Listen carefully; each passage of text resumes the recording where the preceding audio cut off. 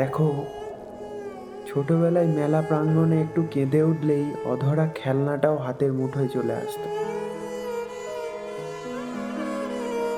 অথচ বয়স বাড়ার সাথে সাথে সেই অবুঝ কান্নায় একদিন জমাট বেঁধে গভীর অভিমান হয়ে গেল।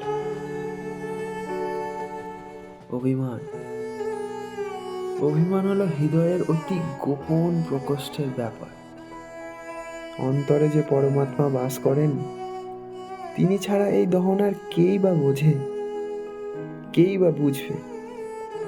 তবুও কত বছর কেটে গেল, এই শূন্যতা, না পাওয়ার উত্তরগুলো আজও অমিল।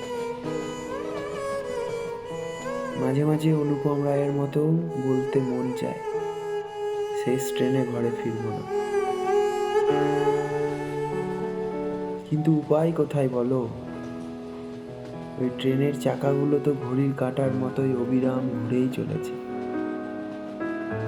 অন্তিম স্টেশনটা বড্ড কাছেই চলে আসছে, এবার তো নামতেই হবে।